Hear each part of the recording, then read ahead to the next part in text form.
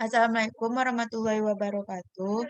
Eh, Baiklah, kami dari kelompok 6 ingin mempresentasikan hasil diskusi kami, yaitu mengenai aplikasi sistem informasi di fungsi organisasi.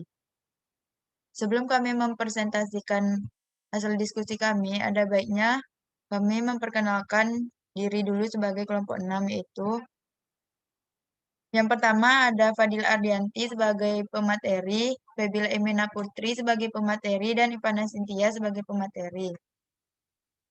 Baiklah, langsung saja pada materi pertama, yaitu aplikasi sistem informasi di fungsi-fungsi organisasi. Sistem informasi dapat diterapkan secara internal dan eksternal pada perusahaan. Secara eksternal, sistem informasi yang ada ditarik keluar menjangkau ke pelanggan. Namun, secara internal, sistem informasi dapat diterapkan dalam fungsi-fungsi organisasi atau di tingkat organisasi.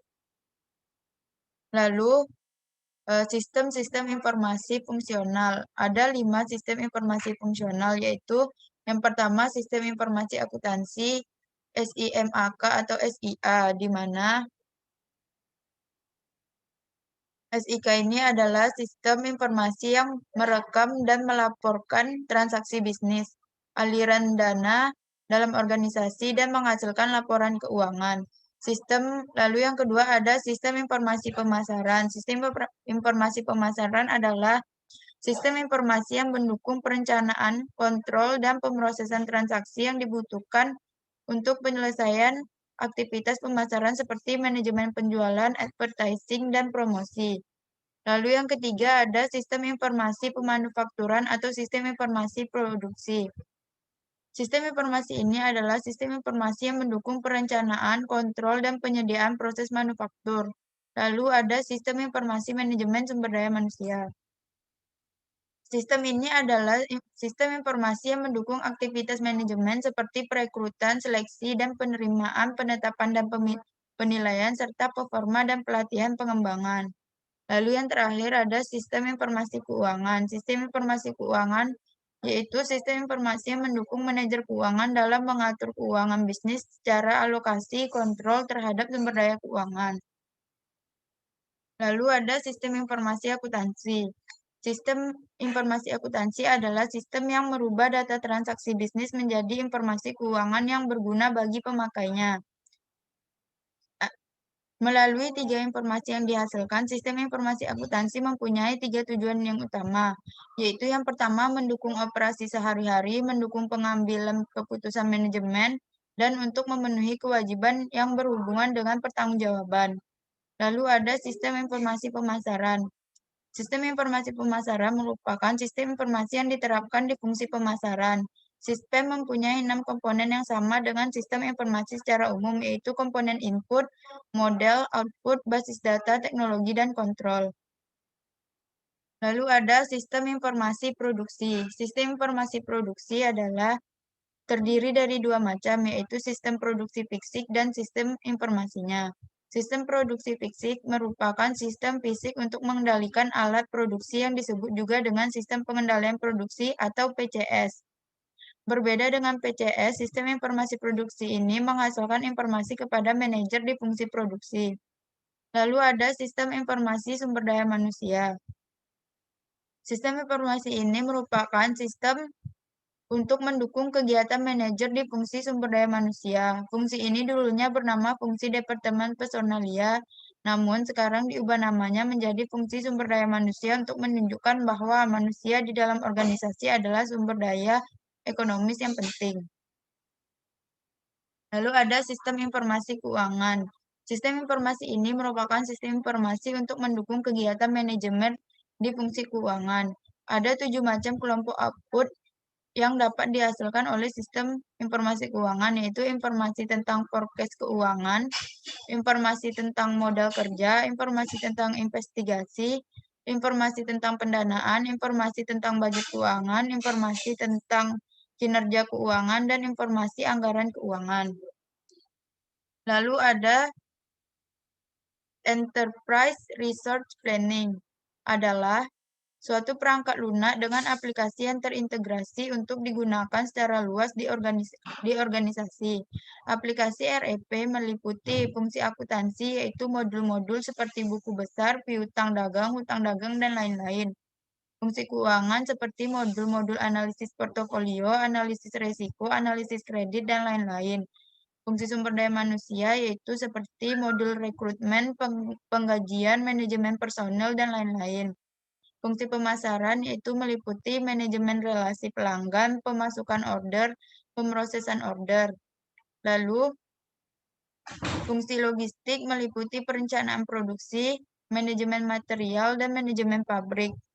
Lalu ada SAP. Produk pertama SAP adalah aplikasi SAP R2 yang dikeluarkan pada tahun 1979. Aplikasi SAP R2 ini dijalankan di komputer mainframe. R2 berarti to trace, yaitu menggunakan dua tingkat dengan tingkatan pertama adalah DAM terminal dan tingkatan kedua adalah mainframe dengan basis datanya. Pada tahun 1987, SAP mengembangkan produk menjadi SAP R3. SAP R3 dibuat dengan menggunakan bahasa generasi keempat, yaitu ABAP4. Produk ini dianggap sebagai paket terunggul di kategori ERP, yaitu karena kemampuannya untuk mengatasi bahasa di mata uang berbeda jika digunakan secara global. Pada tahun 1999, SAP meluncurkan mysap.com, yaitu versi SAP R3 yang digunakan secara komprehensif dengan aplikasi internet dengan menambahkan aplikasi e-bisnis termasuk e-commerce, relationship management, CRM, dan supply chain management. Baiklah, materi selanjutnya akan dilanjutkan oleh Ivana. Kepada Ivana, dipersilakan.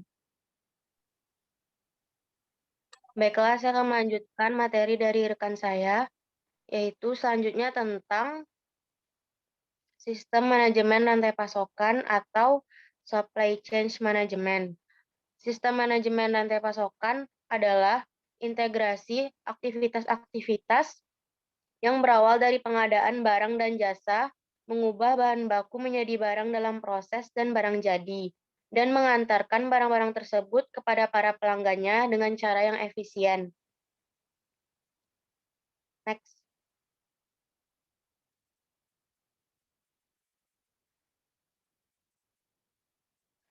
Kemudian, proses-proses dalam manajemen rantai pasokan. Yang pertama itu perencanaan. Ada beberapa aktivitas yang dilibatkan dalam tahap perencanaan, mulai dari perkiraan permintaan konsumen, perencanaan pembelian, dan perencanaan produksi, hingga persiapan tenaga kerja dan transportasi. Kemudian yang kedua, pembelian atau pengadaan. Setelah mengetahui jenis dan jumlah barang yang harus dibeli melalui demand forecasting, saatnya untuk memperoleh barang tersebut. Pengadaan adalah perolehan barang dengan harga terbaik dan jumlah yang tepat dan pada waktu yang tepat. Kemudian yang ketiga, produksi. Produksi adalah proses di mana seluruh bahan baku akan diolah menjadi produk jadi. Yang keempat, pengelolaan gudang. Setelah barang selesai diproduksi, maka barang tersebut harus disimpan di dalam gudang. Yang kelima, pengiriman pesanan. Setelah barang pesanan diambil dari gudang dan dikemas, maka selanjutnya mengirimkannya ke pelanggan. Yang keenam, pengembalian pesanan. Pengembalian pesanan biasanya terjadi ketika konsumen mengajukan pengembalian yang dikarenakan kerusakan, kekeliruan, dan keterlambatan. Next. Selanjutnya, komponen-komponen manajemen rantai pasokan. Ada 3 komponen dalam manajemen rantai pasokan, yaitu yang pertama, upstream supply chain, yaitu tingkatan manajemen yang mengelola hubungan antara perusahaan industri dengan vendor penyedia bahan baku suatu produk. Yang kedua, downstream supply chain, yaitu manajemen yang bertugas mendistribusikan produk ke konsumen secara langsung tanpa melalui vendor penyetok barang. Yang ketiga, internal supply chain, yaitu sistem manajemen yang mengelola pemasukan serta ketersediaan bahan baku dan fabrikasi. Kemudian, fungsi dalam bisnis. kemudian fungsi dalam bisnis. Manajemen rantai pasokan memudahkan untuk memantau stok suatu produk dalam bisnis. Fungsinya itu yang pertama, perencanaan atau planning. Fungsi ini bermakna pembuatan rangkaian rencana demi meraih tujuan dari suatu perusahaan. Yang kedua, pengaturan atau organize, yaitu perusahaan harus mengorganisasi hal-hal teknis dan non-teknis untuk mencapai tujuan. Yang ketiga, sumber daya manusia atau staff. Perusahaan memerlukan staf atau tenaga kerja untuk menjalankan rencana yang sudah dibuat.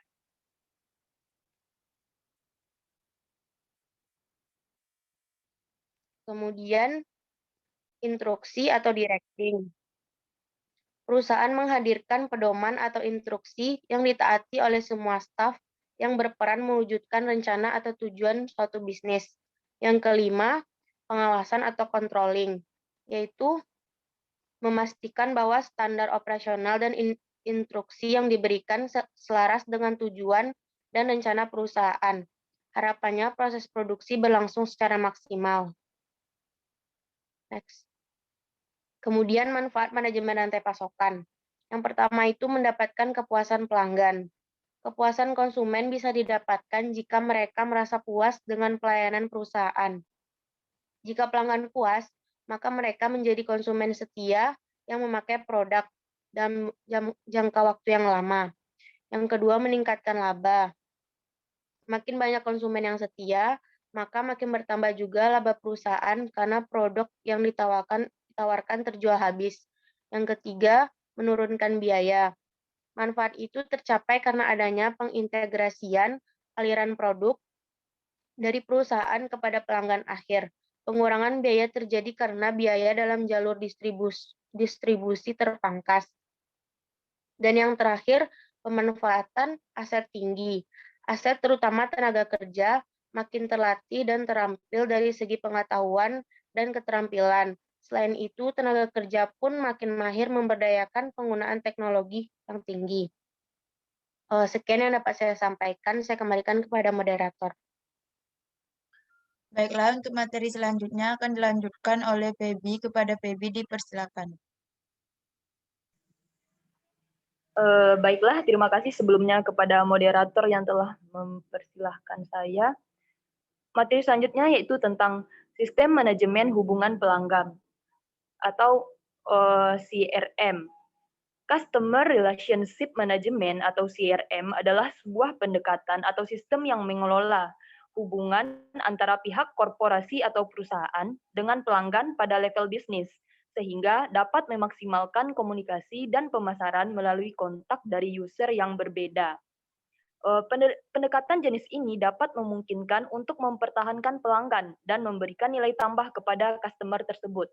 CRM sendiri mengkombinasikan kebijakan, proses, dan strategi dalam satu kesatuan yang diimplementasikan dalam sebuah perusahaan.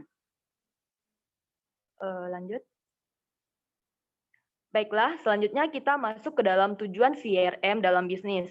Yang pertama, untuk meningkatkan keuntungan bagi sebuah perusahaan melalui terjalinnya hubungan yang baik antara korporasi dengan pihak pelanggan terkait. Selanjutnya, menyediakan informasi yang lengkap mengenai data pelanggan untuk memaksimalkan hubungan antara pihak perusahaan dan pelanggan melalui penjualan secara upselling dan cross-selling. Yang ketiga, menggunakan informasi yang telah terintegrasi sehingga menghasilkan sistem pelayanan yang memuaskan.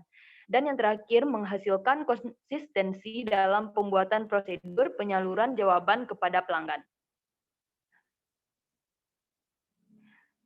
Nah, langsung saja kita masuk ke fungsi dalam bisnis.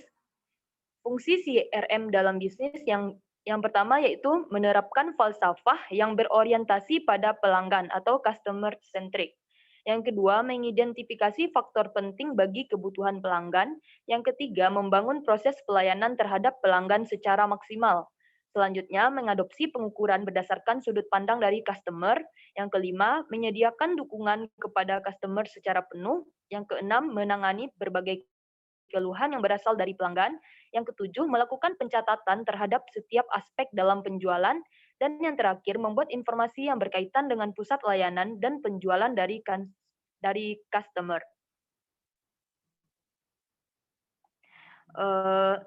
Komponen dari CRM sendiri, yaitu yang pertama manajemen. Terkait dengan komponen manajemen berfokus pada sistem pengelolaan dan peningkatan hubungan dengan pelanggan. Nantinya akan berdampak pada kemajuan perusahaan dalam meningkatkan pengembangan dari segi keunggulan yang kompetitif. Komponen yang kedua yaitu hubungan atau relationship. Komponen ini sebuah perusahaan atau instansi tentunya membutuhkan komunikasi yang dilakukan secara dua arah. Tujuannya adalah untuk memberikan kepuasan kepada customer dalam jangka waktu yang panjang. Dan komponen yang ketiga yaitu pelanggan atau customer. Untuk komponen pelanggan merupakan orang yang akan, sedang, dan pernah menggunakan jasa sebuah perusahaan, baik itu dalam proses melihat, melakukan transaksi, maupun perbaikan atau maintenance.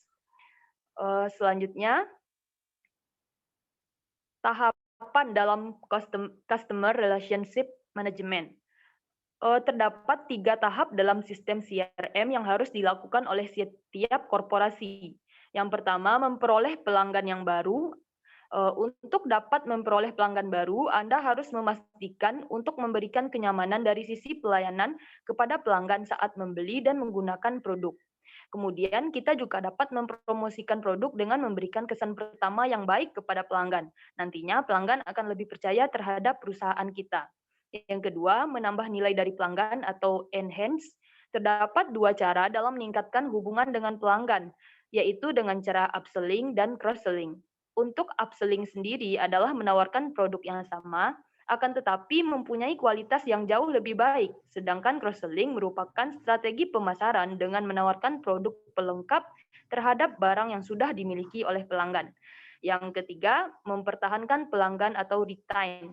Untuk mempertahankan pelanggan, Anda harus memberikan pelayanan dan dukungan aplikasi yang bermanfaat, dan juga dapat meningkatkan kredibilitas dari perusahaan yang kita miliki. Kita juga harus menyediakan waktu untuk mendengarkan pendapat atau masukan dari pelanggan. Sebagai contoh, melayani ketidakpuasan customer mengenai produk yang ditawarkan. Dengan begitu, pihak perusahaan dapat melakukan evaluasi dan memperbaiki sistem pelayanan dan fitur aplikasi yang dimiliki. Dan materi yang terakhir yaitu manfaat customer relationship. Maaf, bukan yang terakhir. Yang pertama, mendorong loyalitas pelanggan. CRM memungkinkan sebuah perusahaan untuk memanfaatkan informasi pelanggan, baik dari call center, website, maupun melalui staf pemasaran produk. Memberikan pelayanan yang baik kepada pelanggan dapat memberikan hasil yang positif bagi peningkatan bisnis kita. Yang kedua, meningkatkan efisiensi operasional kerja. Dengan adanya CRM, mampu untuk memberikan kemudahan dalam proses penjualan produk dan layanan. Selain itu juga dapat mengurangi tingkat risiko dari turunnya kualitas pelayanan dan beban cash flow.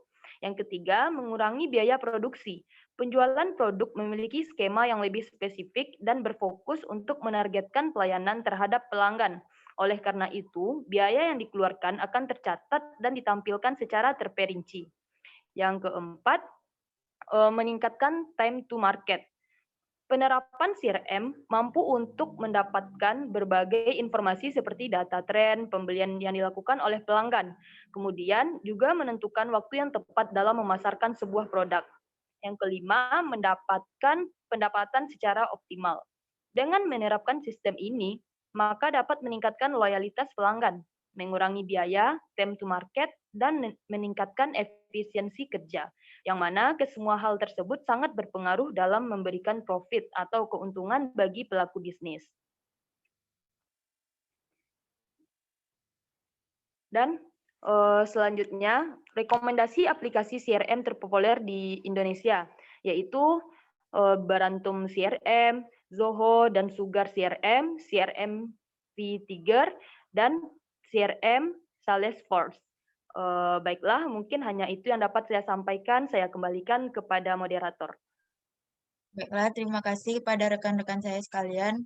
Mungkin hanya itu presentasi yang dapat kami sampaikan. Lebih dan kurang kami mohon maaf. Wabillahi taufiq wal hidayah. Assalamualaikum warahmatullahi wabarakatuh.